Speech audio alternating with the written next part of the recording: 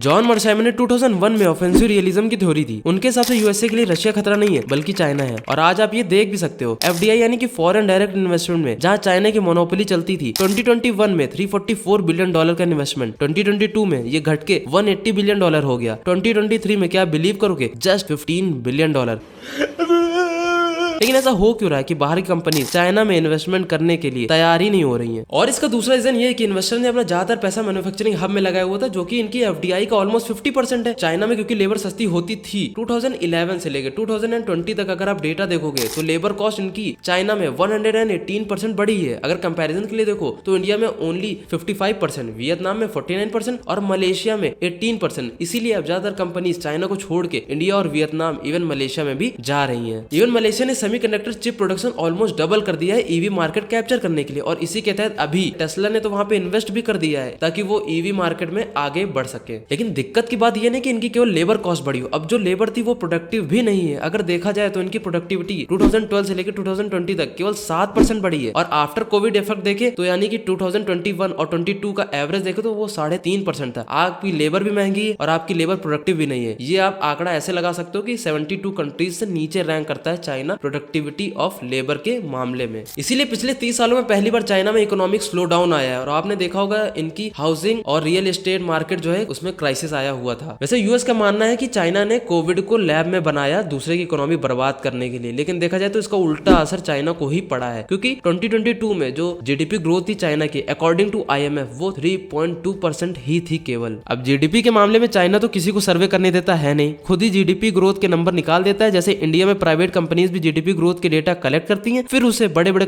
Investors को वो data cell कर देती हैं, फिर वो इन्वेस्टर डिसाइड करते हैं कि भाई इंडिया में इन्वेस्ट करना है या नहीं। पर चाइना में कम्युनिस्ट पार्टी है, एक ही पार्टी, वो रिलीज करती नहीं डेटा और किसी थर्ड पार्टी कंपनी को अलाउ भी नहीं करती कि वो इस चीज पे रिसर्च कर सके। वही साउथ एशियन कंट्रीज में वियतनाम ने 2022 में 7% की जीडीपी ग्रोथ दिखाई, वहीं इंडिया ने 6.8% की, वहीं चाइना ने सिर्फ 3.2%। यहाँ तक कि फिलीपींस, मलेशिया और इंडोनेशिया भी चाइना से आगे थी। वैसे चाइना की जीडीपी के गिरने का मेन जो रीजन है वो है उनकी 20-30% जो जीडीपी है वो डिपेंड होती थी रियल एस्टेट पे, और वो क्रैश कर गया। यूएसए ने ये सोचा जब कोविड आया था हम चाइना के अगेंस्ट है, लेकिन फिर भी ऐसे टफ सिचुएशंस में हमें फार्मा और रॉ मटेरियल्स के लिए चाइना पे डिपेंड होना पड़ रहा है। कल को हम इन पे सैंक्शंस लगाएंगे तो हमको ज्यादा नुकसान होगा, चाइना को कम होगा। इसीलिए वहीं से अमेरिका ने सोच लिया कि हमें इसका ऑल्टरनेटिव ढूंढना होगा। जैसे कि आज की डेट में ताइवान को इसीलिए सपोर्ट करता है क्योंकि ताइवान के पास जो सेमीकंडक्टर चिप है वो बहुत ज्यादा है। आपने सुना होगा टीएसएमसी का नाम, जो कि वर्ल्ड फेमस है अपनी सेमीकंडक्टर चिप्स के लिए। चाइना का ट्रेड यूएसए के साथ सरप्लस में है, ऐसे में यूएसए ने सोचा इसका कुछ ऑल्टरनेटिव निकालना होगा, इसलिए यूएसए ने इंट्रोड्यूस किया चिप्स एक्ट। इसके तहत अब क्या होगा कि इंटेल वगैरह जो कंपनी है वो मैन्युफैक्चरिंग करेंगी अमेरिका में ही या फिर किसी दूसरी कंट्रीज में, क्योंकि चाइना में एक पॉलिसी है कि आप अगर वहां मैन्युफैक्चर करो तो आपको टेक्नोलॉजी ट्रांसफर करनी होगी, और यूएसए नहीं चाहता कि इतनी एडवांस टेक्नोलॉजी वो चाइना को ट्रांसफर करे। अब चाइना में डेमोक्रेसी है नहीं, सिंगल कम्युनिस्ट पार्टी है, शी जिनपिंग का रूल है। कल को अगर चाइना ने ताइवान पर अटैक किया तो वहां पर मैन्युफैक्चरिंग पर बहुत बड़ा इंपैक्ट पड़ेगा। इसीलिए और भी कंसर्न है बड़ी बड़ी कंपनीज के लिए। जैसे कि चाइना की पुरानी आदत है, पहले बड़ी कंपनीज को बुलाओ मैन्युफैक्चरिंग के लिए, फिर उनकी टेक्नोलॉजी सीखो, फिर उसकी सस्ती कॉपी बनाकर बेचो। जैसे कि आप इसका सबसे बड़ा एग्जांपल रेंज रोवर और उस कॉपी को देख सकते हो। और सबसे बड़ी दिक्कत वाली बात यह है कि अगर ये दूसरी फॉरेन कंपनी से सस्ता सामान नहीं बना पाते तो भी अपनी कंपनीज को फोर्सफुली टॉर्चर करते हैं कि हमारा डोमेस्टिक प्रोडक्ट ही खरीदो, बाहर कंपनीज का सामान ना खरीदो। जबकि इंडिया में ऐसा कुछ भी नहीं, जहां सस्ता हो वो आप खरीद सकते हो। इवन अगर चाइनीज फोन आपको खरीदने तो आप खरीद सकते हो। गवर्नमेंट केवल आपको एक तरीके से बोल ही सकती है, लेकिन आपको फोर्सफुली कह नहीं सकती कि आप ना खरीदो। वही चाइना में देखोगे तो उनका खुद का गूगल, बायडू,